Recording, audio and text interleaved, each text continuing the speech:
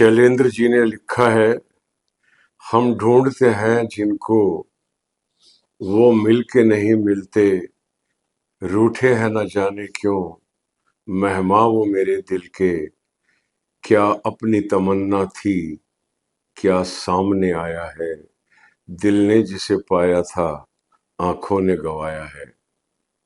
अभी ऐसा लगता है कल ही हम एक दूसरे को हैप्पी न्यू ईयर बोल रहे थे, happy new year 25, happy new year 2025, और देखते ही देखते आज पहली मार्च आ गई है और 2 महीने जनवरी और फरवरी किस तरह हवा में फुर हो गए हमको पता भी नहीं पड़ा।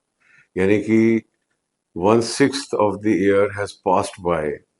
इस 1/6 साल के अंदर जो फिल्में रिलीज हुई उनका रिपोर्ट कार्ड भी सामने आ गया है। पहली फिल्म है फतेह, जो तकरीबन 30 करोड़ की लागत से बनी और 13.3 करोड़ पे जाके इसका life time business theatrical exhaust हो गया। इमरजेंसी 60 करोड़ की लागत से बनी और तकरीबन 20 करोड़ पर आकर इसका थिएट्रिकल लाइफ टाइम बिजनेस समाप्त हो गया। देवा 80 करोड़ की लागत से बनी और 55.8 करोड़ पे आके इसका थिएट्रिकल लाइव बिजनेस तकरीबन समाप्त हो गया। बैड एस रवि कुमार 20 करोड़ की लागत से बनी और 10.98 करोड़ पे आके इसका लाइफ टाइम बिजनेस एग्जॉस्ट हो गया। लव यापा 60 करोड़ की लागत से बनी और 8.85 करोड़ पे इसका theatrical life time business exhaust हो चुका है। और एक फिल्म लगी है, उसके बारे में हम चर्चा बाद में करेंगे, लेकिन बड़ी स्टार कास्ट है, बड़ा बैनर है, मेरे हस्बैंड की बीवी। ये रिपोर्टेडली 60 करोड़ की लागत से बनी है और इसका पहले सप्ताह का वर्ल्ड वाइड बिजनेस है 6.80। तो अगर हम इन फिल्मों का टोटल करें तो इनकी कॉस्ट ऑफ प्रोडक्शन है 310 करोड़ और इनका टोटल कलेक्शन है 116 करोड़ अप्रोक्सीमेटली 115.73। इसको हम अगर राउंड अप करें 116 के अंदर तो 116 करोड़ की टोटल कलेक्शन है और टोटल कॉस्ट ऑफ प्रोडक्शन है 310 करोड़ और टोटल लॉस है 194 करोड़। 2 महीने के अंदर Bollywood has piled on a loss of 194, approximately 200 crore rupees. तो अगर इसी रेट से ये लॉस बनाती हुई चली गई तो इसको 6 से मल्टीप्लाई करें तो ये 1200 करोड़ के लॉस की ओर, वो भी तब जबकि फतेह, इमरजेंसी, देवा, बेडास, रवि कुमार, लव यापा, मेरे हस्बैंड की बीवी उस टाइप की फिल्में नहीं है जिनकी कॉस्ट ऑफ प्रोडक्शन 100 करोड़ से ऊपर की होती है, जो कि मेगा प्रोडक्शंस होते हैं। अगर वो फ्लॉप होते हैं तो वो हंड्रेड्स ऑफ करोड़ का लॉस पाइल ऑन करते हैं।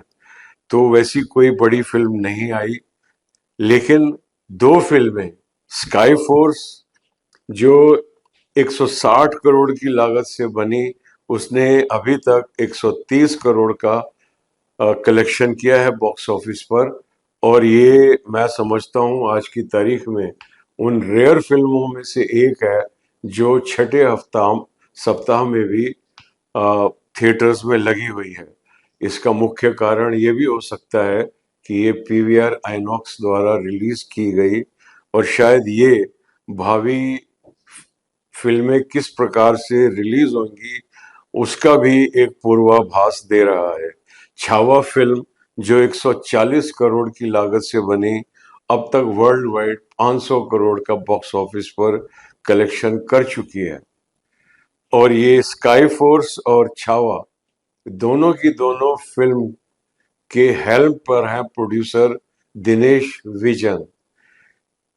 और मैं व्यक्तिगत रूप से दिनेश विजन जी को बधाई देना चाहूँगा उनकी कन्विक्शन के लिए, क्योंकि इन फिल्मों को देखकर आइडिया लगता है कि इनके पीछे जो निर्माता है उसकी सोच बहुत सुलझी हुई है और वो बहुत सोच समझ के फिल्में बना रहा है।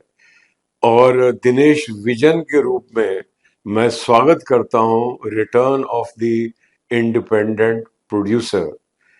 एक इंडिपेंडेंट प्रोड्यूसर की वापसी हुई है दिनेश विजन के रूप में, और ये एक स्वागत योग्य घटना है। और जितनी भी बाकी फिल्में हैं उनके पीछे कॉरपोरेट्स और मेनली जी जी स्टूडियो, फतेह इमरजेंसी, देवा, बेडास, रवि कुमार, लव यापा, इन सारी की सारी फिल्मों के साथ जी स्टूडियो किसी न किसी रूप में जुड़ा हुआ है, जिनका टोटल लॉस 200 करोड़ का हो चुका है। मैं बहुत दिनों से ये सोच रहा हूं, इस पर काम कर रहा हूं कि किस प्रकार ऐसा कुछ सिस्टम निकाला जा सके कि फिल्म लॉस में ना जाए।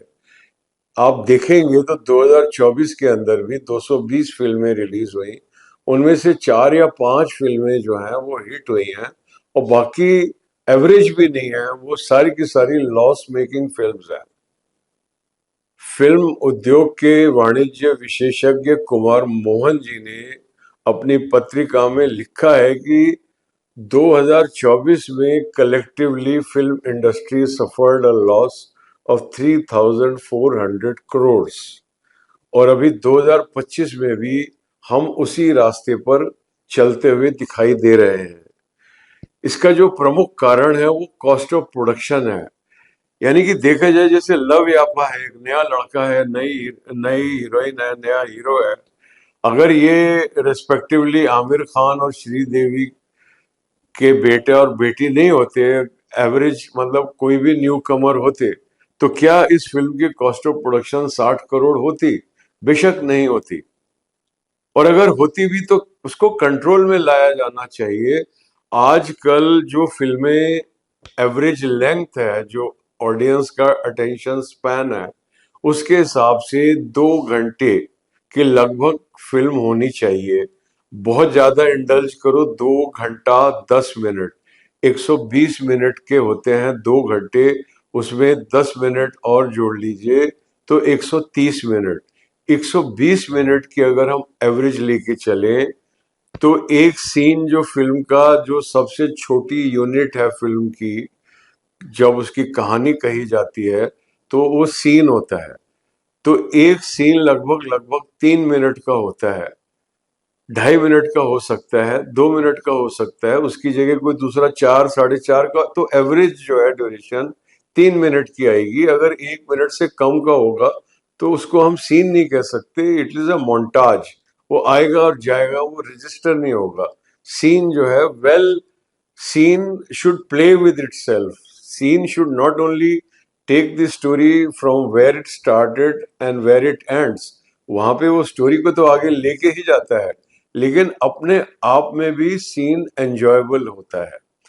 तो उसको एंजॉयबल सीन को क्रिएट करने के लिए सीन को लगभग 3 मिनट की ड्यूरेशन देनी पड़ती है।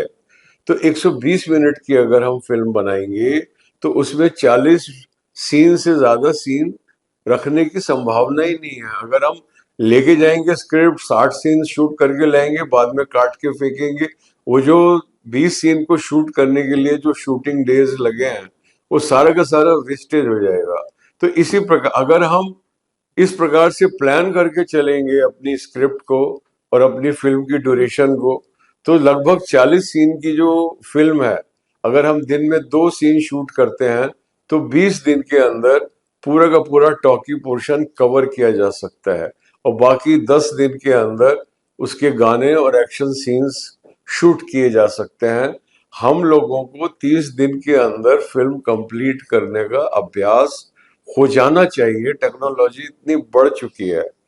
I have devised a methodology whereby we can make films which can be called flop proof.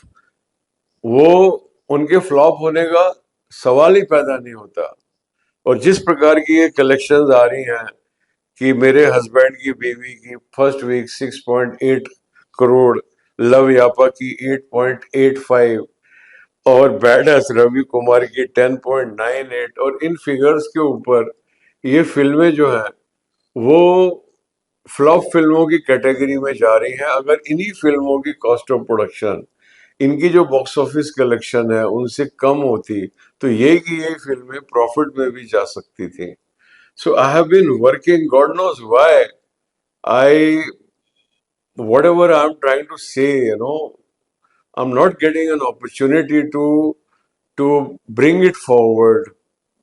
I have a product ready with me, and which if it collects, these kind of box office collections.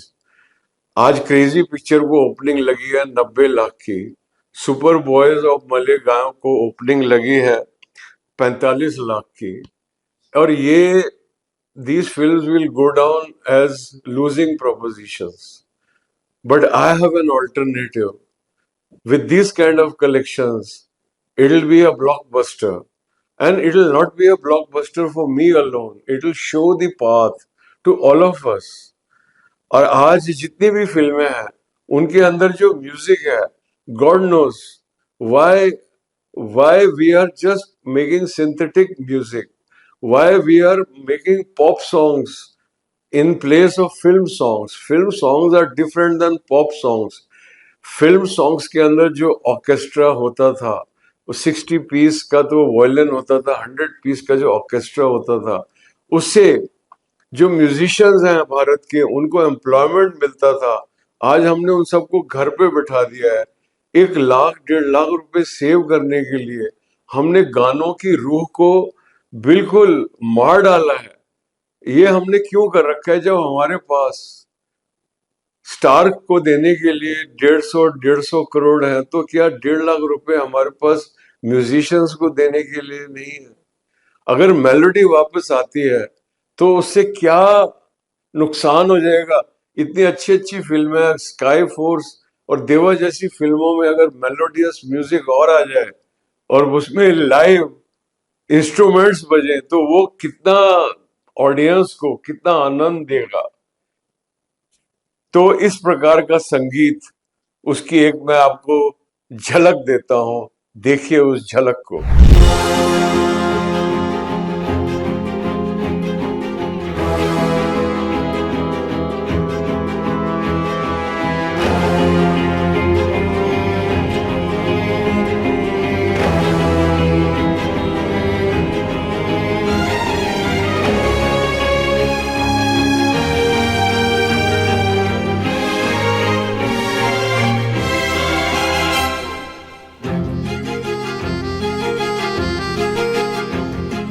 ऐसा न कोई मिला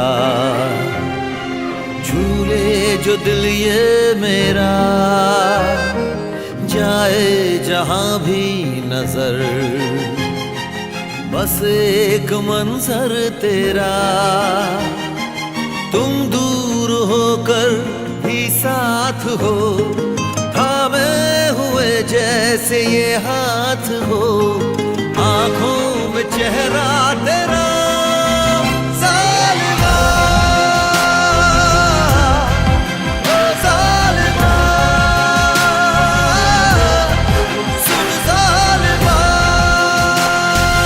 ऐसा न कोई मिला झूले जो दिल ये मेरा, जाए जहां भी नजर बस एक मंजर तेरा। तुम दूर होकर भी साथ हो, थामे हुए जैसे ये हाथ हो, आंखों में चेहरा तेरा। सालिमा, ओ सालिमा, सुन सालिमा।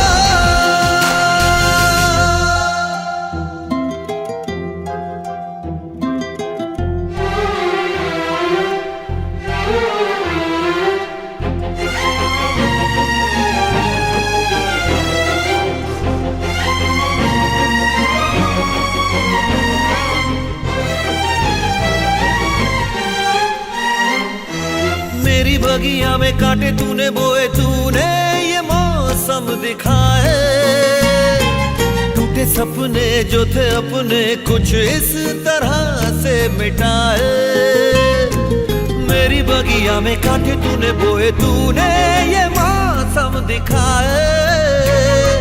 टूटे सपने जो थे अपने कुछ इस तरह से मिटाए।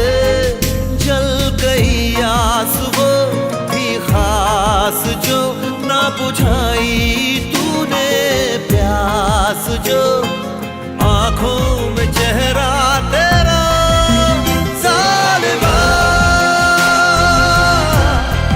ओ ज़ालिमा, सुन ज़ालिमा।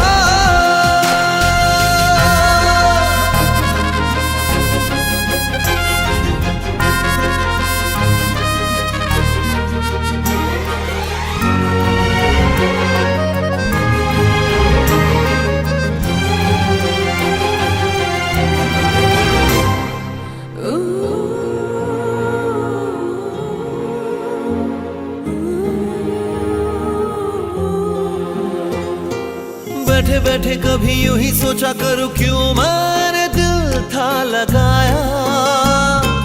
ऐसी किसी राह पे ना मैं चला था, तूने ही चलना सिखाया। बैठे बैठे कभी यूं ही सोचा करूं क्यों मैंने दिल था लगाया। ऐसी किसी राह पे ना मैं चला था, तूने ही चलना सिखाया। मेरा दिल तोड़ कर तू कहीं छोड़कर, आज भी हूँ खड़ा मैं उसी मोड़ पर। आंखों में चेहरा तेरा ज़ालिमा, ओ ज़ालिमा, सुन ज़ालिमा।